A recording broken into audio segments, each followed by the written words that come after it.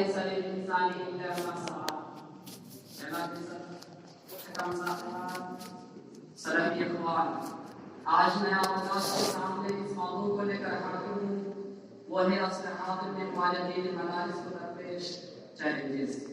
حضرات، آج صورتحال یہ ہے کہ ہر طرف چیلنج ہی چیلنج ہے.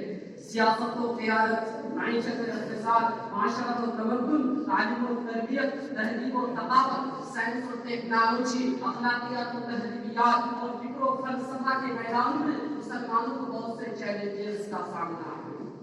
اسلام ایک ایسا مذہب ہے جو اپنے ماننے والوں کو ہر طرح کی سہولتیں فراہم کرتا ہے اور ہر چیلنجز کا مستقل حل فراہم کرتا ہے. تو آئیے ہم آپ چند چیلنجز کو جانیں اور اس کا حل تلاشیں جس سے فارغین کے مدارس کو دوچار ہونا پڑتا ہے. پہلا چیلنج، فراغت کے بعد کیا کریں.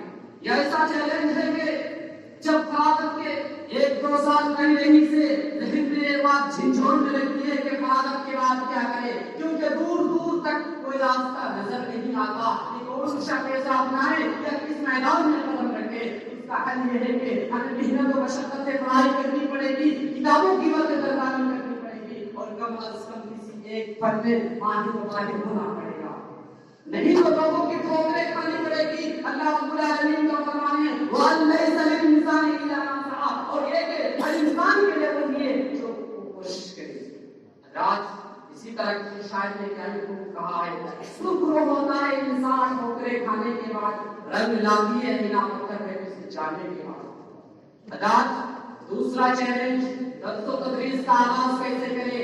یہ ایسا چیلنج ہے کہ جب ہم فراغت کی سند لے چکے ہوتے ہیں، اس بات کی ضرورت ہوتی ہے کہ اب آپ کے اندر درس و تدریس کی اہلیت و صلاحیت آ چکی ہے، لیکن ہماری حالت یہ ہے کہ ہمارے اندر وہ ملکہ نہیں ہوتا جس کی بدولت مسند تدریس پر تراجمان ہو سکے. اس کا حل یہ ہے کہ ہمیں کتابی کیڑا ہونا پڑے گا، مطالعہ کی عادت ڈالنی پڑے گی اور اپنے اندر یہ صلاحیت پیدا کرنی ہوگی، تب علم میں نکھار آئے گا. جیسا کہ نبی صلی اللہ علیہ وسلم نے فرمایا انما العلم بالتعلم، اور بخاری کتاب العلم باب العلم قبل القول والعمل. نبی صلی اللہ علیہ وسلم نے فرمایا کہ علم پڑھنے اور سیکھنے ہی سے حاصل ہوتا ہے، اس سے ہمیں تن من دھن سے پڑھنا پڑے گا، تب علم اپنا تھوڑا سا حصہ دے گا. جیسا کہ کسی کا کہنا ہے العلم بخیل لا يعطيك بعد حتى تعطيه كلك، علم ایسا کنجوس ہوتا ہے کہ وہ اپنے سے آپ کو کچھ نہیں دے گا جب تک کہ آپ خود سے اسے سب کچھ نہیں دیں گے. دوسرا چیلنج، تیسرا چیلنج میڈیا کا چیلنج. یہ سب سے بڑا چیلنج ہوتا ہے جس میں باطل افکار و نظریات کی نمائندگی کی جاتی ہے. ایک طرف غیر مسلموں کو اسلام سے متنفر کی جاتی ہے، دوسری طرف خود اہل اسلام کے ماننے والوں کے قلوب و اذہان میں شک و شبہات پیدا کی جاتی ہے. اور اس کے حل یہ ہے کہ ہم آپ کو اس میدان کے شہسوار ہونا پڑے گا اور اس کے لیے خود سے تیاری کرنی پڑے گی. اگر کہیں حیاتوسی وغیرہ کا کام ہو رہا ہے تو ہمیں اس کے مقابلے میں عفت اور عصمت کی حفاظت کے وہ نادر نمونے دنیا کو پیش کرنی ہوگی کہ دنیا دنگ رہ جائے. یقیناً میڈیا کو انسانی زندگی سے دور نہیں کیا جا سکتا، مگر اس میں صحیح خبریں نشر کر کے انسانی زندگی کو پرسکون کرنے کا کام ضرور کیا جا سکتا. جیسا کہ اللہ رب العالمین نے فرمایا الیس منکم رجل رشید، ہے تم میں کوئی مرد مجاہد جو فکر یا غیر کا مقابلہ کرنے کے لیے تیار ہو جائے، کیونکہ زمانے کو شدت سے ان کی انتظار ہے. چوتھا چیلنج، معاشی اقتصاد کا مسئلہ.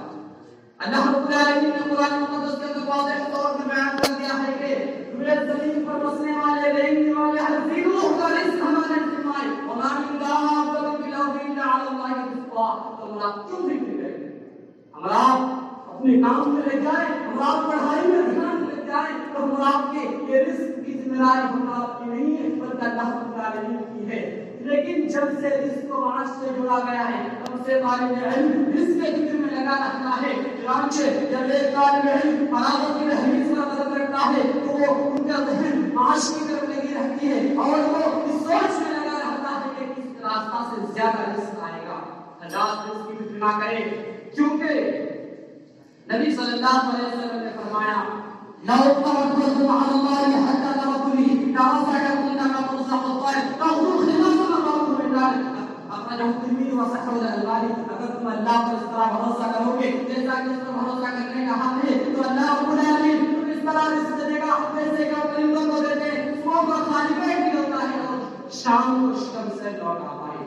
حضرات یہ تمام چیلنجز سے اس لیے ہمیں رزق کی فکر نہیں کرنی چاہیے, لیکن اگر حلال طریقے سے حاصل ہو کوئی حد نہیں. کیونکہ اگر آپ عالم دین ہونے کے ساتھ ساتھ مالدار بھی ہیں تو نور علی نور ہے, جس کے بدولت دعوت اسلام کا کام زیادہ ہوگا اور اس کے اندر بھی ہوگا. اس لیے حضرات کو حلال طریقے سے رزق کمانا چاہیے. حضرات اسی طرح ایک چیلنج ہے مسلکی عصبیت.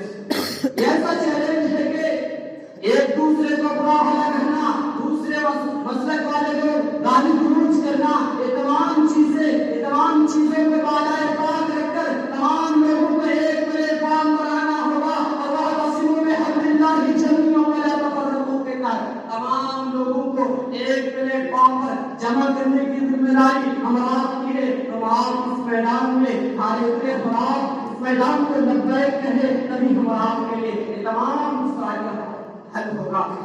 اس سے ہم تمام کو ان تمام چیلنجز کا صحیح انداز سے حل کرنا ہوگا. اللہ رب العالمین سے دعا ہے کہ یا الہ العالمین